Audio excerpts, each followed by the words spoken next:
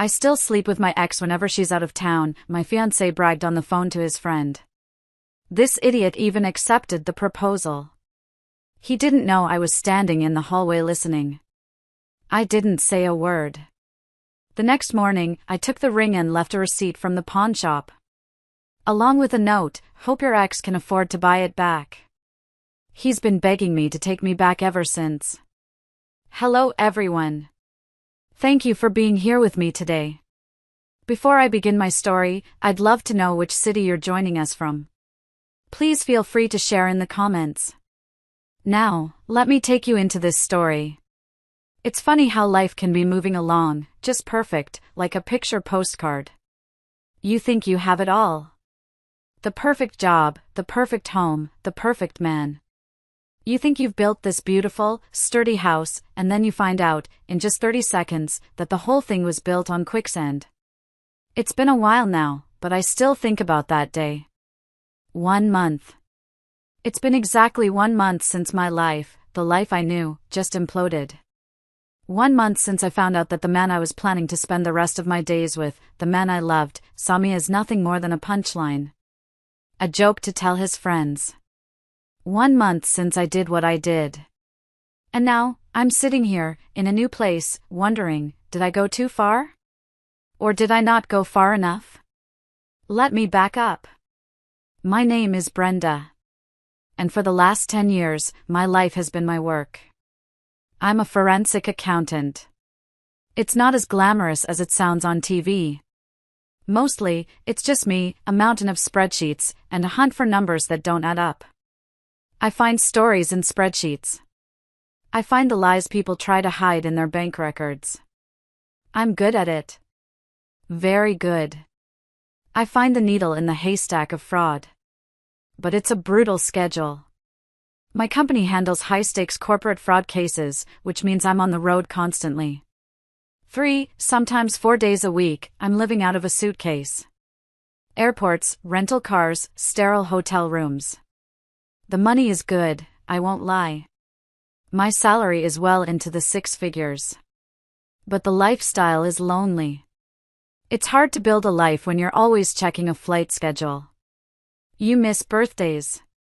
You miss dinners. You live your life through your phone. That's where Keith came in. We met 3 years ago. It was one of those things. I was testifying as an expert witness in a big fraud case. He was the prosecutor. Keith, oh, Keith. He wasn't just handsome. He had that courtroom charisma. He was smart, ambitious, and he could command a room just by walking into it. He made me feel seen. He said he understood my work ethic, that he was proud of me. He said my drive was what he loved most. Most men are intimidated by you, Brenda, he told me on our 3rd date, over pasta. They see your briefcase and your sharp mind and they run. I'm just impressed. That line. It got me. After a year, we moved in together. A nice split-level condo downtown. He was on his way to a promotion at the DA's office. I was making partner. We were that couple. The ones our friends pointed to. We'd host dinner parties where he'd hold court, telling courtroom stories, and I'd just watch him, my heart feeling so full it could burst. We'd go window shopping for houses in the suburbs, pointing out gardens and talking about where we'd put a nursery, maybe even starting a college fund for the kids we'd have someday. He was my rock. Or so I thought. 6 months ago, he proposed. We were at our favorite Italian restaurant, the one in the little brick building on Market Street. It's called Bella Notte. We always sat at the same table, the one in the corner by the window, draped in a red and white checkered cloth. It was a Tuesday, nothing special. I was wearing a simple black dress, my hair pulled back. I was tired, rambling on about a case, some executive who was funding his gambling habit with company money. And I looked up, and he was just smiling at me. That slow, warm smile that always made me feel like I was the only person in the room. What? I asked, laughing a little. Do I have marinara on my face? No, he said, and his voice was suddenly soft. He reached across the table and took my hand. Brenda. I was just listening to you. And I was thinking. I want to listen to you talk about spreadsheets and fraud for the rest of my life. And right there, he slid out of the booth and got down on one knee. The whole restaurant went quiet. I felt my face flush hot. I could hear a fork drop on the other side of the room. My heart just stopped. He pulled out this black velvet box. He opened it. My God. I am not even a big diamond person. But this was breathtaking. It was a 2-carat, princess-cut diamond. It wasn't just big, it was clear. Like ice. Platinum band. Custom design. He told me later, his voice thick with pride, that it had cost him nearly 3 months' salary. Brenda Johnson, he said, his eyes locked on mine. You are the smartest, strongest, most beautiful woman I have ever known. Will you marry me? I cried. I ugly cried, right there in front of everyone. I couldn't even speak. I just nodded, and the whole restaurant burst into applause. I said yes, of course. I said it was perfect. He slid it onto my finger, and it felt so heavy, so permanent. He said I was perfect. And I believed him. I believed every single word. That night, we went home and we talked for hours. We planned our whole lives. We'd get married in the fall, maybe at that vineyard upstate. He'd get his promotion. We'd start looking for a house after the wedding. Everything was laid out, a perfect, beautiful blueprint. That perfect picture. That perfect blueprint. It was all a lie. Last month, I was scheduled for a typical 3-day trip to Seattle. Client meetings, reviewing discovery documents, the usual. My flight was at 10 a.m. I'm an early riser, so I was up at 5 a.m. I remember the morning perfectly. The sky was that pale, gray color it gets before the sun really breaks through. The air was cool. I was rushing, trying to get my suitcase zipped. It was one of those mornings where everything goes wrong. My zipper snagged. I couldn't find my other black pump, and I found it under the bed, covered in dust bunnies. I was getting frustrated, huffing and puffing. Keith was still in bed, just a lump under the comforter. Or so I thought. I kissed him on the forehead. He mumbled something, have a safe flight, love you. I finally got my bag zipped, grabbed my laptop case, and hurried down to the garage. I put my suitcase in the trunk, got in the driver's seat, and just took a deep breath. 8:30 a.m. I was cutting it a little close for a 10 a.m. flight. The airport would be a zoo. I was about to start the car when my phone buzzed. It was my client. David. Brenda, he said, and his voice sounded terrible. Strained. Bad news. Our CFO, he had a heart attack overnight. He's in surgery at Harborview. Oh my God, I said. Is he? He's stable, they think. But obviously, everything is off. All meetings are postponed. Indefinitely. I'm so sorry, I know you were already on your way. David, don't you dare apologize, I said. That's awful. Please, just keep me updated. Send his family my best. We hung up. And just like that, my trip was cancelled. My first feeling was honestly relief. No airport security, no recycled air, no sterile hotel room. But then, right after, I felt this little spark of excitement. A long weekend. An unexpected, 3-day weekend with Keith. We hadn't had one of those in months. I could make him breakfast. I'd stop and get those expensive groceries, the good bacon. We could go for a hike, maybe drive out to the coast. The possibilities just unfolded in my mind, a little gift from the universe. I got out of the car, grabbed my suitcase from the trunk, and texted him from the garage.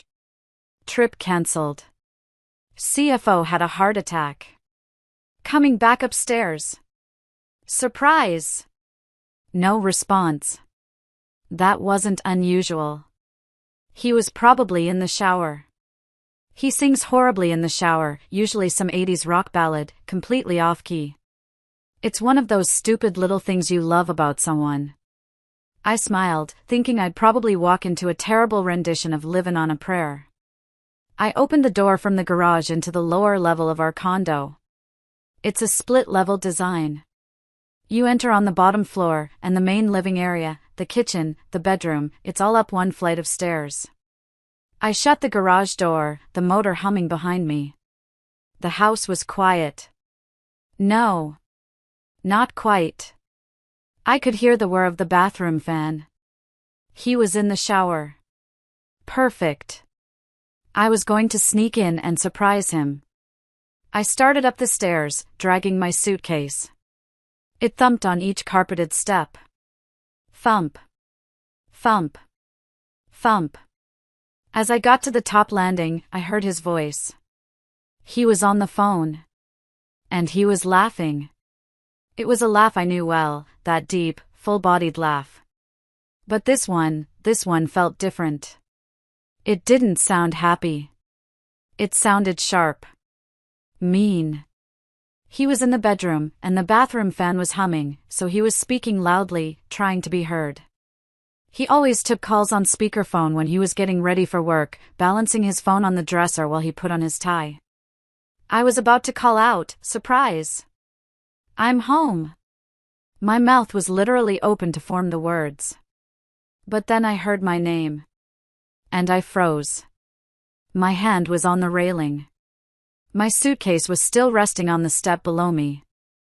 I was standing in the hallway, just out of his line of sight from the bedroom. He wouldn't see me unless he walked out. I just stood there. Listening. "I'm telling you, Stanley," Keith said. I recognized the other voice now. It was his college friend, Stanley. A guy I'd met maybe 5 times. I never liked him. He was a sleazy financial broker type who always looked at me like I was a spreadsheet, not a person. He made some off-color jokes at our housewarming party, something about my salary and how Keith had hit the jackpot. I'd told Keith I didn't like him. Keith had just laughed and said, "Oh, Stan's harmless." Brenda? God, she has no idea. None, Keith said, and he laughed again. That sharp, ugly laugh. My blood went cold. What did I have no idea about? A surprise party? A gift? And then he said it. The sentence that broke my world in two. I still sleep with Deborah whenever she's out of town. The hallway tilted. I had to grip the railing to stay upright. The air just evaporated. Stanley's voice crackled over the speaker. "Shut up. You do not. You're engaged, man."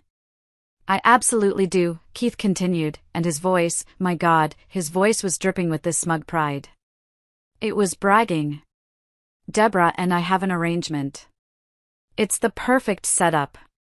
Brenda's gone so often, she's so focused on her career, she doesn't suspect a thing.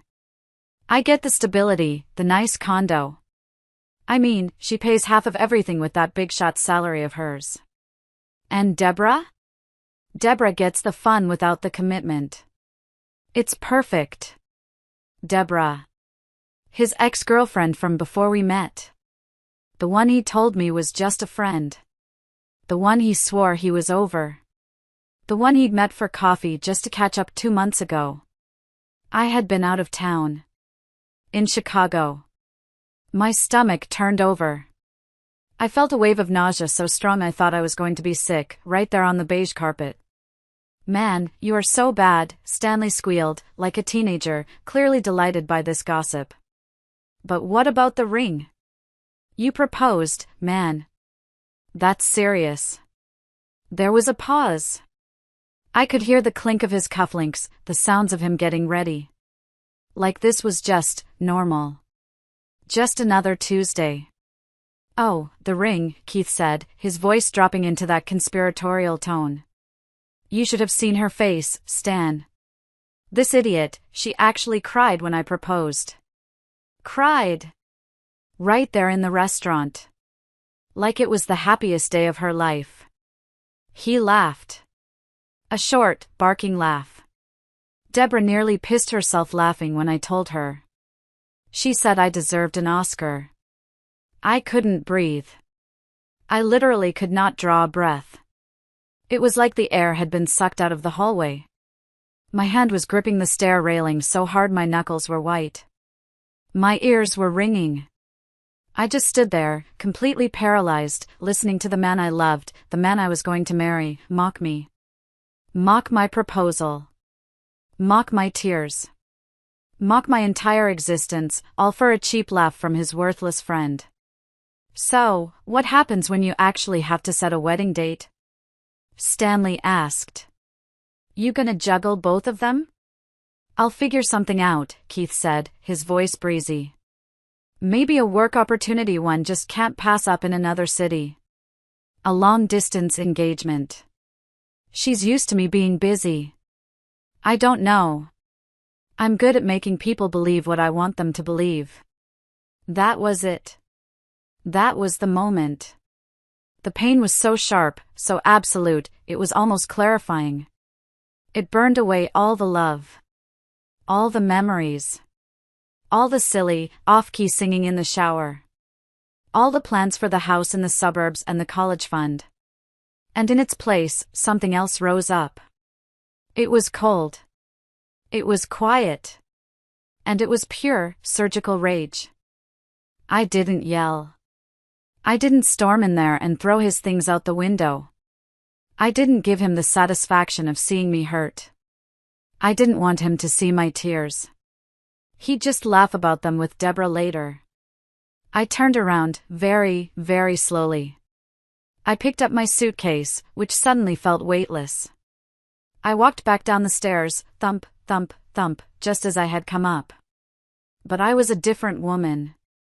The woman who had come up those stairs was in love. She was happy, excited about a surprise weekend. The woman walking down, she was an auditor. And she was about to conduct a full review. I went back to my car, got in, and silently pulled out of the garage. He probably never even heard me. I drove to a coffee shop about 5 blocks away. A generic place with bad music and burnt coffee. I sat in the parking lot for 20 minutes. I didn't cry. Crying was a luxury I couldn't afford right now. Crying was for later. This was for thinking. My brain, my forensic accountant brain, just kicked in. It's what I'm trained to do. I look for fraud. I find the lie. I follow the money. I build the case. And then, I execute. I wasn't a fiancé anymore. I was an auditor. And I was about to audit Keith's entire life. I sat there and I made a plan. A 5-step plan. I actually took out a napkin and a pen from my glove box and wrote it down. 1. Secure new housing. 2. Secure my finances. 3. Liquidate his asset. 4. Remove myself. 5. Leave the findings of my audit. I went inside and ordered a black coffee. I don't even like black coffee.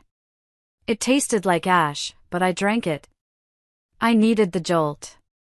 I watched the clock on my dashboard. 9:15 a.m. I knew he'd be gone. He was always in court by 9:30 a.m. Predictable. That was his weakness. He was a creature of habit. I drove back. The street seemed too bright, the people walking their dogs too normal. It felt like I was moving underwater. I let myself into the empty condo. It already felt different. It felt contaminated. The air was stale with his lies. I went straight to our bedroom. To my jewelry box. The one he bought me for our first Christmas. A beautiful cherry wood box. I opened it. There it was. The 2-carat princess cut lie. Glistening under the light. I picked it up. It felt cold. I put it in my pocket. Then I went to my desk. I grabbed my passport, my birth certificate, and my personal external hard drive. All my financial records, my life, on one small black square. I locked the door behind me and went back to my car. First call, my best friend, Mavis. She's known me since college. She's the one who told me Keith was too smooth. I should have listened. The phone rang twice. Hey, B. I thought you were in Seattle. What's up? Did you forget something? Her voice was so cheerful, it almost made me crack. Mavis, I said, and my voice sounded flat. Empty. Even to my own ears. I need you. Her tone changed instantly. Brenda, what's wrong? You sound, what happened? Are you okay? Are you hurt? I'm not hurt. Not physically. But. Mavis, it's Keith. It's over. What? What are you talking about? You guys just send out the save the dates. I can't explain right now. I need a place to crash. For a few days, maybe a week. And I need you to not ask any questions. Not yet. I can't. Can I come over? Oh my God, she whispered. Yes. Of course. The spare room is yours. Are you sure you're okay? I'm leaving work right now. No, I said, my voice firm. Don't. Please. I need you to just be normal. I have errands to run. I'll be there this afternoon. And Mavis? Thank you. You don't know. Brenda, whatever you need, she said, her voice steady and strong. You know that. The key is under the mat. I'll stock the fridge. I love you. I love you, too, I whispered, and hung up. One errand down. Second call, my bank. I got through to the automated system, then to a representative. We had one joint account for household expenses, but our main finances, our salaries, were separate. Thank God. I need to make a transfer, I said, my voice all business. From my joint checking account into my personal savings account. I transferred my half of the joint account out, leaving exactly enough to cover the next month's mortgage and utilities. No more, no less. I wasn't going to be cruel. I was going to be precise. I also set up an alert to notify me of any large withdrawals. Third call, my landlord. We were renting the condo. I explained, in a calm, flat voice, that I needed to be removed from the lease, effective immediately. Ms. Johnson, the contract requires 6 months penalty, he said, his voice bored. I understand, I said. However, I'm leaving due to irreconcilable domestic issues. I'm willing to pay a 2-month penalty, in full, right now, from my personal account. Or, we can involve my lawyer. I'm sure he'd be very interested in the faulty wiring in the kitchen I've mentioned 3 times. I didn't have a lawyer, but he didn't need to know that. There was a pause. I could hear him typing. 2 months, you say? Paid today?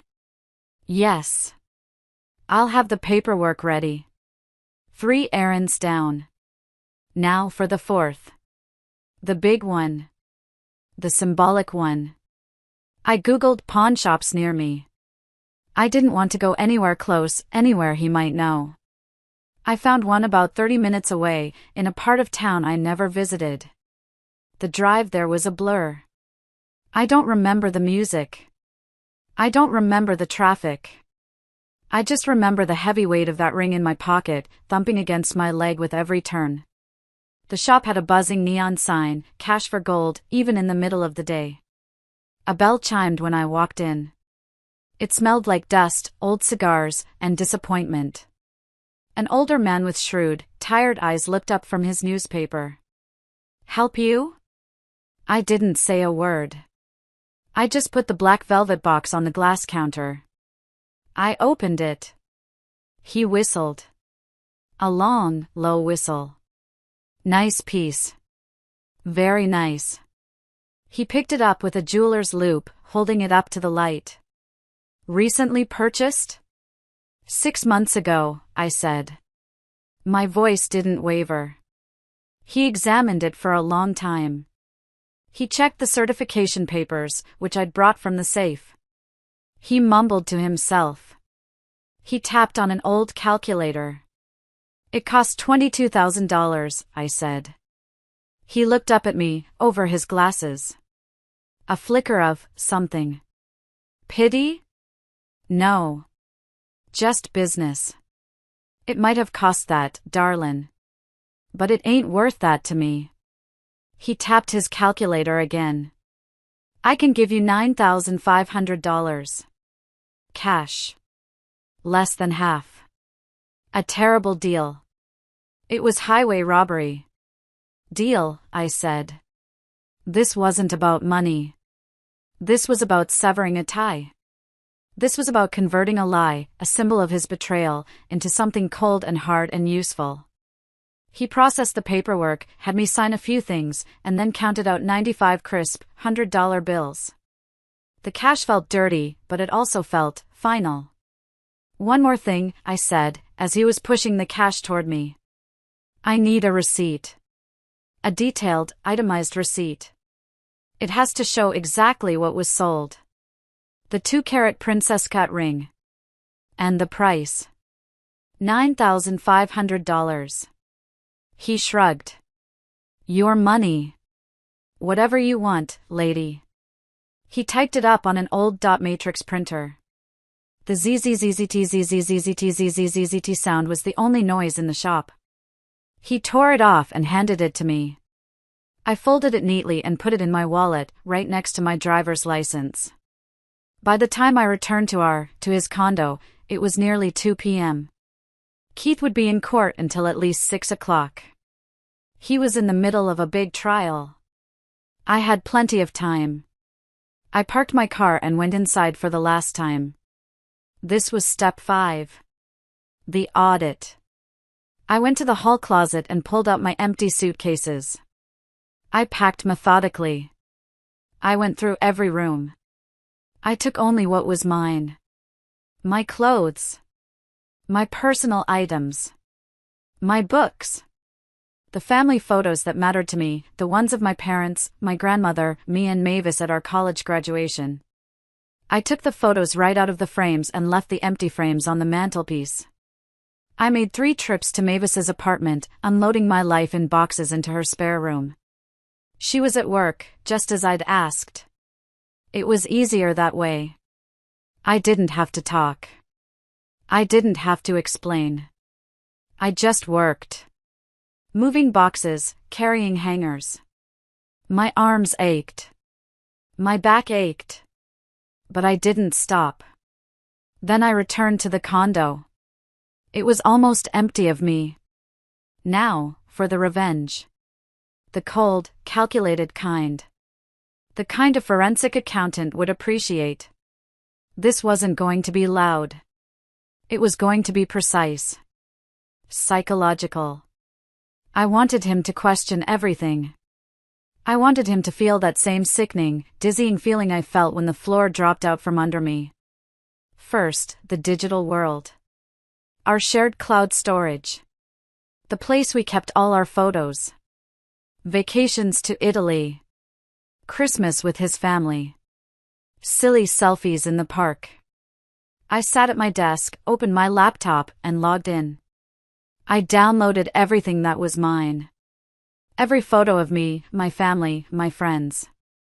Then, I systematically deleted every single photo of us together. The one of him kissing me on the cheek at Bellinate, the night he proposed. Gone. The one of us laughing on the beach in Mexico. Gone. Every vacation. Every holiday. Every memory. Gone. I left his solo photos untouched. He could have his history. But our history was erased. Next, our shared calendar. It was filled with our future. Wedding venue visits. Caterer tastings. We even had pick out a puppy scheduled for next month. I felt a sharp pang at that one. But I pushed it down. I deleted nothing. Instead, I added to it. I added a new, all-day event for the following week, consultation with Dr. Allen Fertility Clinic. We had never discussed fertility clinics. I added another one, 3 days after that, second consultation with divorce lawyer. I dated it for 2 weeks in the past. Let him wonder how long I'd been planning this. Let him wonder what else he didn't know. Let him think he was the one who was blind. Next, the kitchen. He had this favorite bottle of scotch. A $300 Macallan he was saving for a special occasion. He'd gotten it as a gift when he won a big case. I opened it. I poured exactly 1 glass and left it on the kitchen counter. Then, I took my cheapest, brightest red lipstick from my purse, the one he said he hated, said it made me look tacky. I pressed a perfect, full lip print onto the rim of the glass. An impossible detail, since I'd been in Seattle all day. A message that would make him question his own reality. Who had been in his house? Who was he really dealing with? Then, I went to his home office. His work laptop. He always left it unlocked, trusting me completely. The irony. He was a prosecutor, building cases against criminals. And he was the biggest fraud I'd ever met. I accessed his email. I drafted a new message. To his boss. The district attorney. And the entire prosecutor's office email list. Subject, my big news. I wrote a detailed, professional announcement. About his immediate, indefinite leave of absence. Effective immediately. He cited urgent personal legal matters and a compromised ethical situation that required his full attention and made it impossible for him to continue his duties. I didn't send it. I just saved it to his drafts folder. Right at the top. Where he'd see it. Where he'd find it, and his heart would stop. Where he'd panic and wonder who might have already seen it. Let him feel that cold sweat I felt. And finally, the master stroke. His big case. The one he'd been preparing for weeks. The one he said was a slam dunk. The one he was counting on for his promotion. His meticulous notes, his carefully organized evidence, his witness outlines. He had them in binders on his desk, ready for court tomorrow. I didn't destroy them. That would be too obvious. Too messy. I rearranged them. I'm a forensic accountant. I'm an expert in organization. And disorganization. I took page 27 of his opening statement and filed it in the middle of a witness transcript from a different witness. I took Exhibit C, the financial records, and filed it under witness tampering. I swapped the dates on 2 different police reports. I didn't do it randomly. I did it with precision. Just enough to throw off his rhythm. Just enough to make him second-guess his own preparation when he was under pressure in court. Enough to make him look like an incompetent, disorganized fool in front of the judge, the jury, and his boss.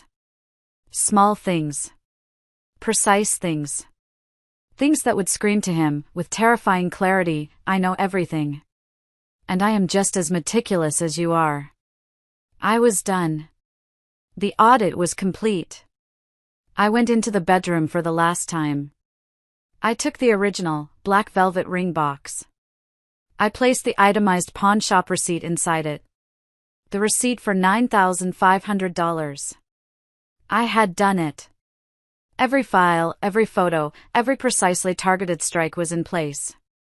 And now, for the final act, leaving the note. But before I tell you what I wrote, before I tell you what happened when you found it, what happened when that first frantic phone call came through, I just want to stop for a second. If you are still listening to me, right here, right now, if you've been on this ride with me, feeling that ice in your veins, will you do me a favor? Please, help me by liking this video, and just comment the number 1 below. Just the number 1. It lets me know that you're out there, that you're truly amazing for listening. It lets me know that you're walking this path with me. Your support is a bigger encouragement than you can possibly imagine. It lets me know I'm not just talking into the void. So please, just comment the number 1 so I can see you. And now, let me tell you what I did next. The final flourish. I took a sticky note from his desk. A yellow one. And I wrote 4 words on it. Hope your ex can afford it. I stuck the note to the pawn shop receipt. I placed the receipt inside the black velvet ring box. I left the box on his pillow. Right where he couldn't miss it. I left my key on the kitchen counter, next to the lipstick-stained glass of scotch. And I walked out. I didn't slam the door. I pulled it shut, quietly. The click of the lock felt like the end of a sentence. I didn't look back. I drove to Mavis's. I let myself in with the key under the mat. Her spare room was quiet, clean. She'd left fresh towels on the bed and a bottle of water. I sat on the bed. I didn't unpack. I just sat. The adrenaline that had been pumping through me for hours just vanished. And I was left, feeling hollow. Empty. Mavis got home around 6:30. She just came in, took one look at my face, and didn't say a word. She just hugged me. A long, long hug. And that's when I finally broke. I didn't just cry. I sobbed. I ugly cried, just like I had at the restaurant, but for the opposite reason. I cried for the woman I was 6 hours ago, the one who was excited about a surprise weekend. I cried for the idiot I'd been. Mavis just held me. I've got you, she kept saying. I've got you. It's going to be okay. After I couldn't cry anymore, she said, I made soup. Thank you, I said. My voice was a wreck. We sat on her couch, in our pajamas, eating tomato soup and grilled cheese. Comfort food. We didn't talk about it. We just sat. And I waited. I didn't block his number. Oh, no. I wanted to hear it. I wanted to watch the performance. I wanted every text, every voicemail. I put my phone on the coffee table between us, face up. The first call came at 7:23 p.m. I looked at the screen. Keith. Mavis looked at me. I just shook my head. I let it ring.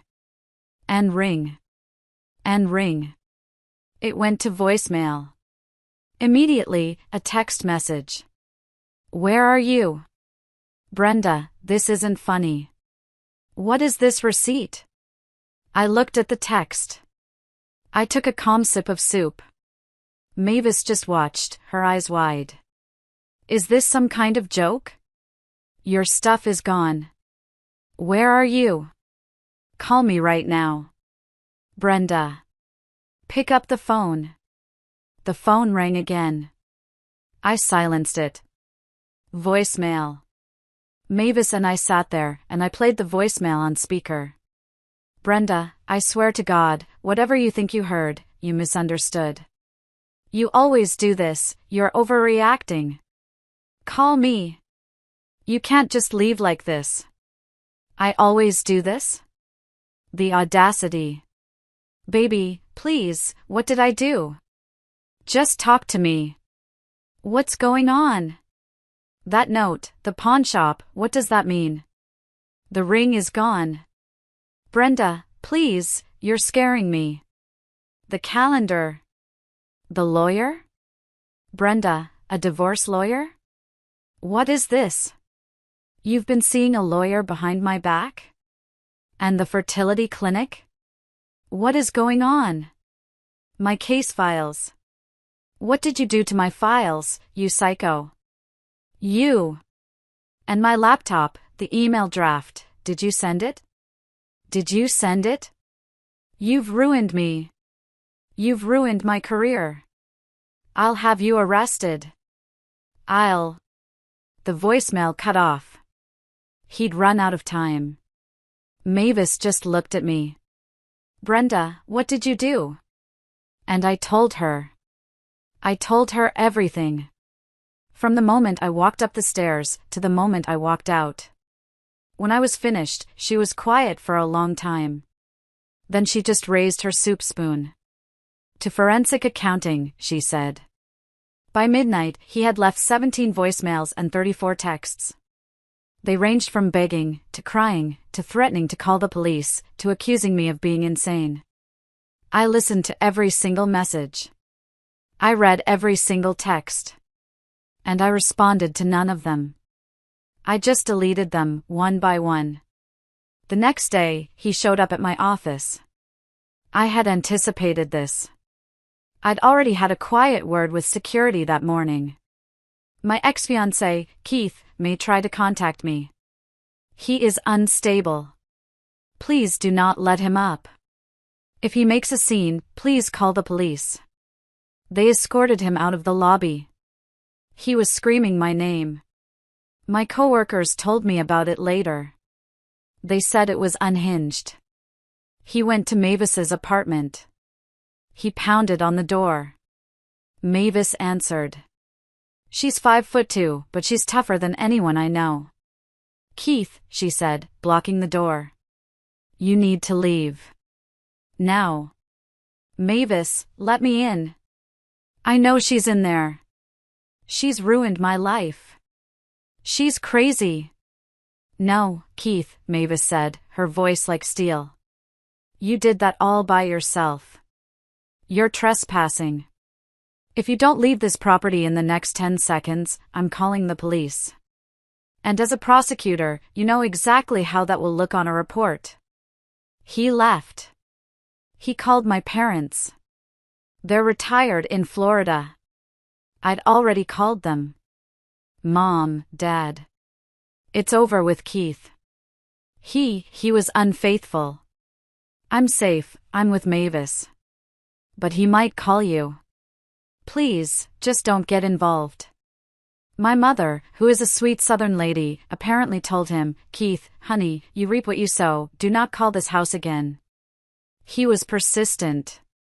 I'll give him that. He sent emails to my work account, messages on every social platform. He even had flowers delivered to my office with these long, tear-stained notes. It was a misunderstanding. You're the only one I love. Please, just talk to me. I threw them in the trash. A week passed. I maintained complete silence. I focused on work. I had to. I buried myself in spreadsheets. It was the only place that made sense. Numbers don't lie. I found a new apartment, a small one-bedroom across town. It was small, and the walls were thin, but it was mine. I spent the weekend painting the walls a pale green. Mavis brought over pizza and wine, and we built my IKEA bookshelf. It was okay. I was functioning. But at night, I'd just sit on the floor of my new, empty living room and stare at the wall. I'd pick up my phone to check the time and see his old, deleted number. I'd try to cook dinner and end up burning the toast, and then just cry over the smoking toaster. I was a wreck. Mavis was worried. She said one night, as we were watching some dumb reality show. You're not eating. You're not sleeping. Don't you think you should at least hear him out? What if there's some explanation? What explanation, Mavis? I asked, my voice flat. What explanation could possibly justify what he said? That he bragged about it? That he laughed about my tears with his ex? She shrugged. I don't know. People say stupid things. Especially to impress idiot friends. I hate seeing you this cold. Cold is safe, I said. Cold is logical. Warm got me laughed at. I dismissed it. The evidence was clear. His words had been unambiguous. My audit was closed. Then, 10 days after I left, everything changed. I was at work, trying to untangle a particularly messy case of embezzlement. An email popped up in my personal inbox. I almost deleted it.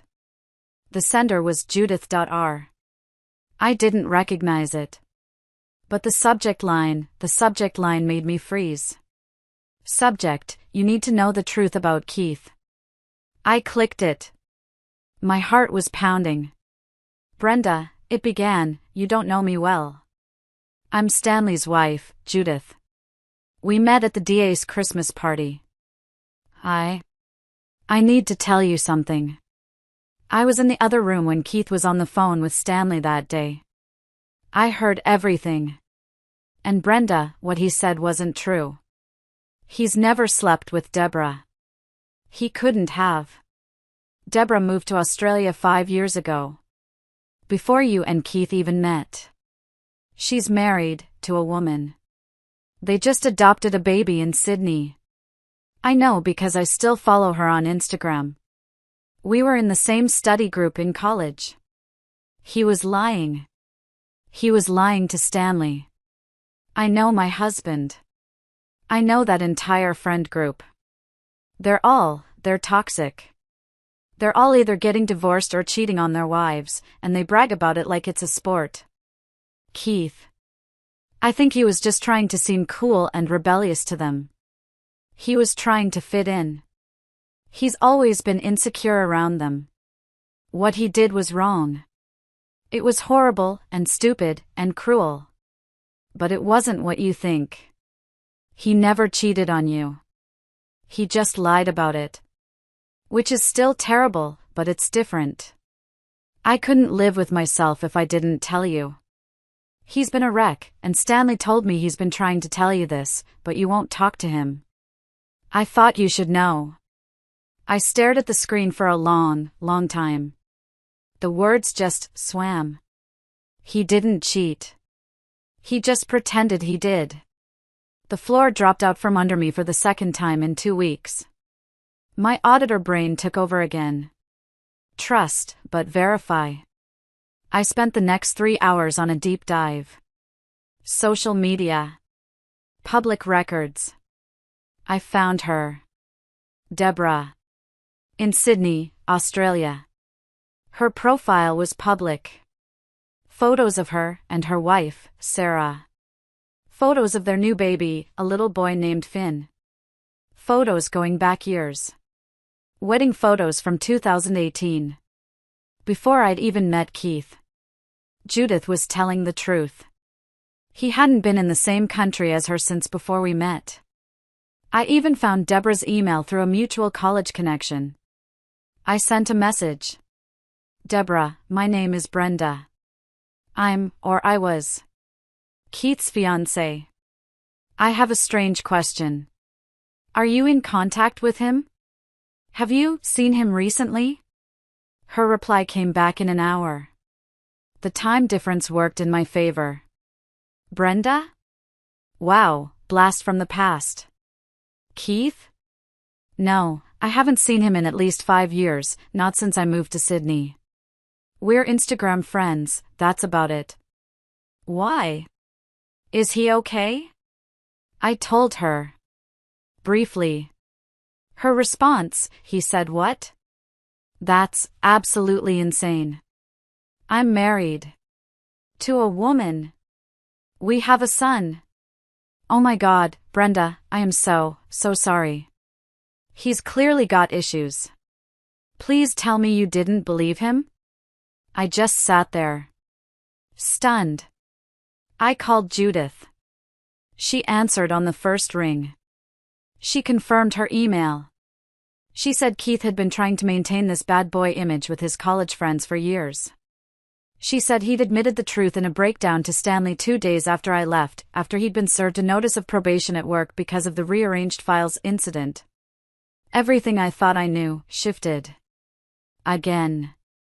He hadn't betrayed me with his body. He hadn't given his heart to someone else. He just pretended he had. He had mocked me, belittled me, disrespected our entire relationship, not for another woman, but for a joke. To impress Stanley. A man who still thinks beer pong is a personality trait. And in a strange, twisted way, that felt almost worse. It was so pointless. It was so pathetic. He valued a cheap laugh from an idiot more than my heart. More than our future. More than the truth. He had destroyed our relationship for nothing. I still didn't contact him. But I did check in with Mavis. I told her. She was quiet for a long time. So, what does this change? She asked. I don't know, I said honestly. I just don't know. Mavis told me he was still sending messages. Begging for a chance to explain this. To explain the lie about the lie. According to her, he was a wreck. The case he was working on, the one whose files I rearranged, had gone terribly. He'd appeared disorganized, unprepared. His boss, the one who was considering him for a promotion, had expressed serious concern about his mental state and put him on formal probation. Part of me felt vindicated. The cold, calculated way he spoke about me deserved a response in kind. But another part, a smaller, quieter part, wondered. My reaction was based on infidelity. But the crime wasn't infidelity. The crime was a profound, fundamental, and pathetic lack of respect. A betrayal of trust, absolutely.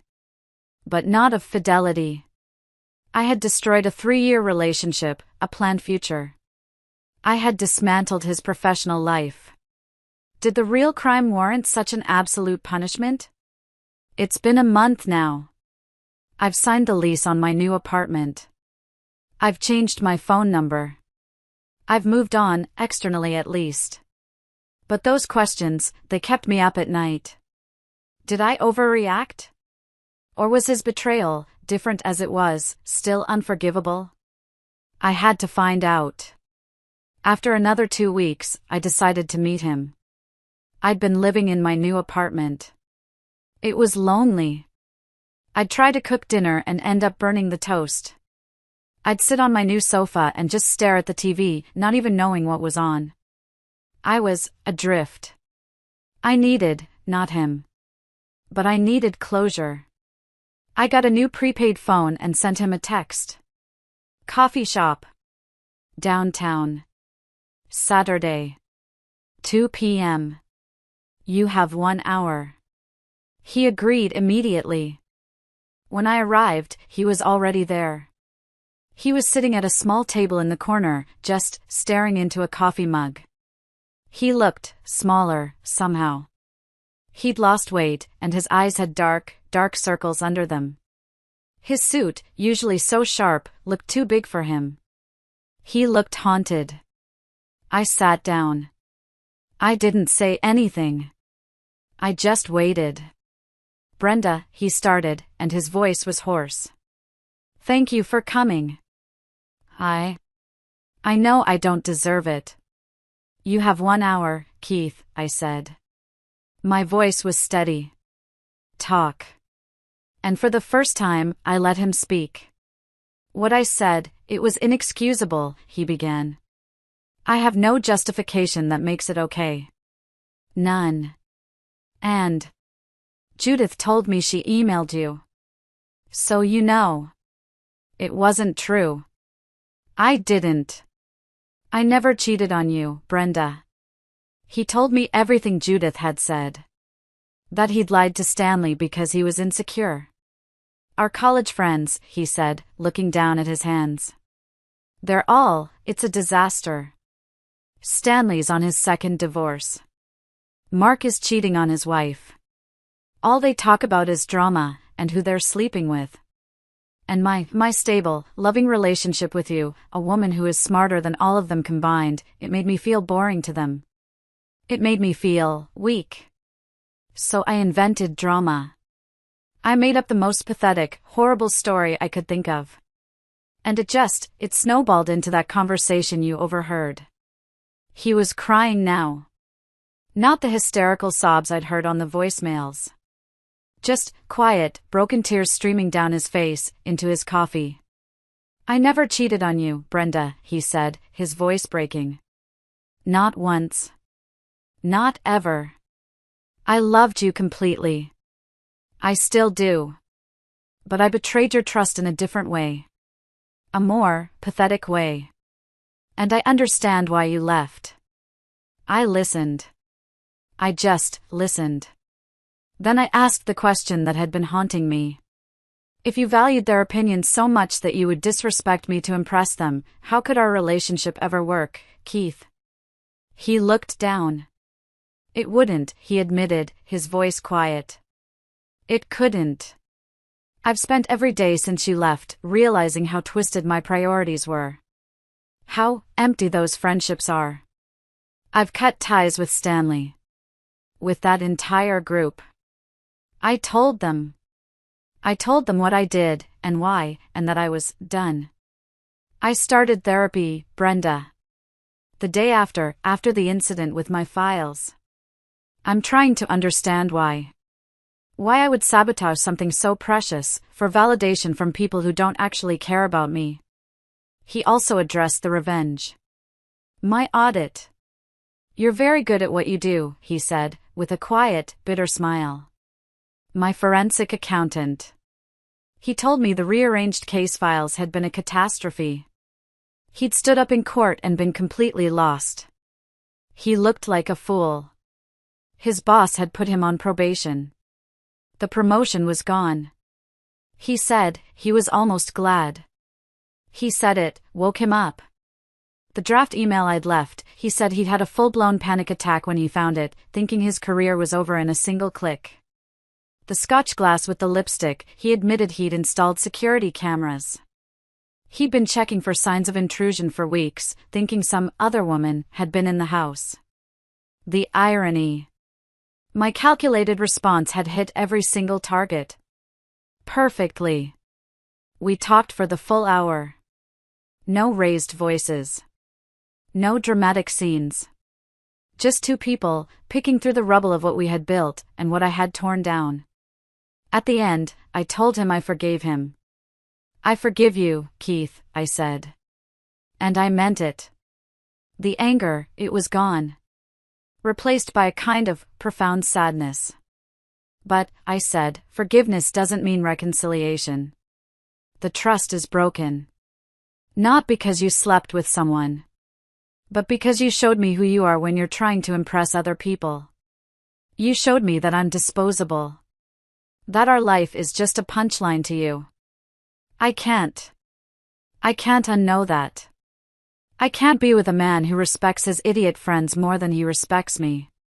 He nodded. He was crying too hard to speak. Then he reached into his bag. He pulled out the black velvet box. I went to the pawn shop, he said. The day after I found your note. I bought it back. He slid it across the table. It cost me almost double what you got for it. My savings. The owner, he knew I was desperate. Please, take it. I can't look at it. I looked at the box. I didn't open it. I don't want it, Keith, I said, gently. I pushed it back. You keep it. Sell it. Donate it. Throw it in the river. Whatever gives you closure. He looked at me, and I could see he finally understood. The finality in my words. We parted with a brief, awkward hug. It felt like a period at the end of a long, complicated sentence. I wasn't angry anymore. I was just finished. I moved forward. I focused on my new apartment. I painted the walls. I bought a new sofa. I started rock climbing. Something I'd always wanted to try but never made time for. I'd go to the climbing gym 3 times a week. My arms ached, but it was a good ache. It was the ache of building myself up, not being torn down. I reconnected with friends I'd neglected. Mavis and I had a standing wine and reality TV night. I was okay. I was surviving. Many of you asked if my revenge went too far. After reflection, I stand by most of it. The silent departure. The pawn shop receipt. They were proportionate responses to the disrespect. The other acts, the case files, the draft email, the lipstick on the glass, they may have crossed into psychological warfare. But they were precise expressions of hurt. I don't necessarily recommend them, but I don't regret them either. What I did regret was not giving him a chance to explain before I executed my exit. One conversation might have revealed the truth sooner. And saved us both weeks of additional pain. That said, I wasn't sure it would have changed my decision to leave. A partner who would mock me to impress others, that reveals something fundamental about their character.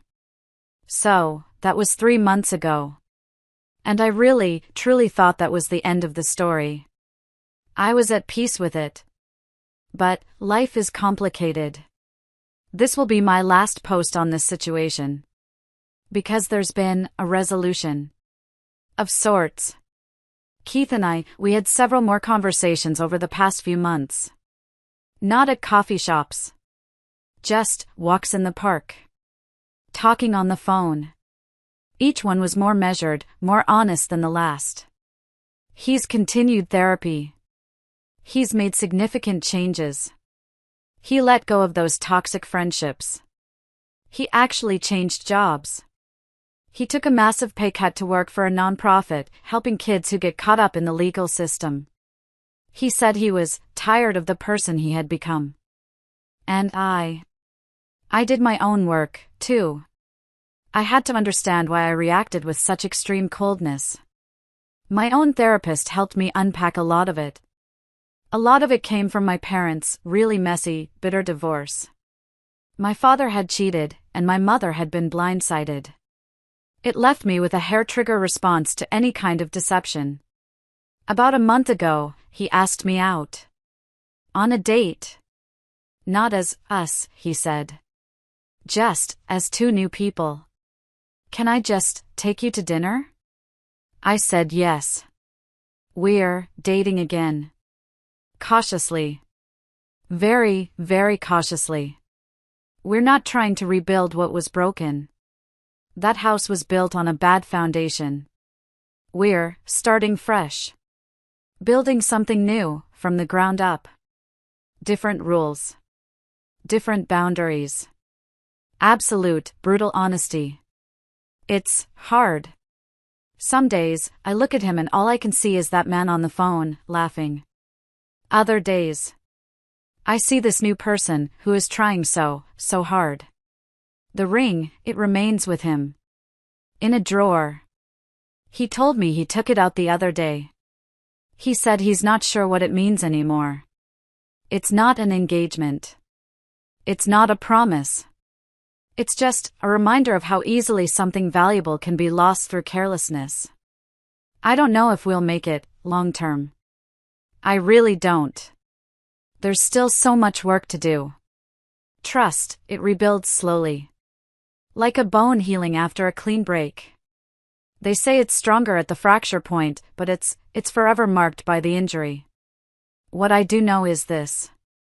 I have 0 regrets about how I handled the initial situation. The shock of my departure. The meticulousness of my response. It created the rupture.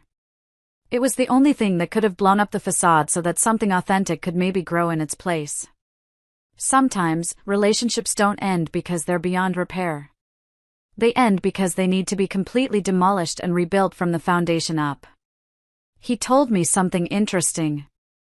The pawn shop owner, he recognized Keith when he came in to buy back the ring. He told Keith that I'd been completely stoic when I sold it. No anger, no sadness. Just calm determination. Keith said that image, the quiet dignity of someone who knows exactly what they deserve, that's what haunted him more than if I'd raged or cried. Whatever happens next, I intend to maintain that dignity. Not out of pride, but out of self-respect. Thank you all, one last time, for being witnesses to this chapter of my life. Your collective wisdom, your comments, a few of which I've read, it helped guide me through the darkest moments towards something I never expected. Not just survival, but growth. If you've ever been through anything like this, or if my story resonated with you, please share your thoughts in the comments below. I truly do read them all. It helps, knowing we're not alone in these struggles. And if you feel so inclined, a like on the video, or subscribing, it means more than you know. Thank you for listening. Be well.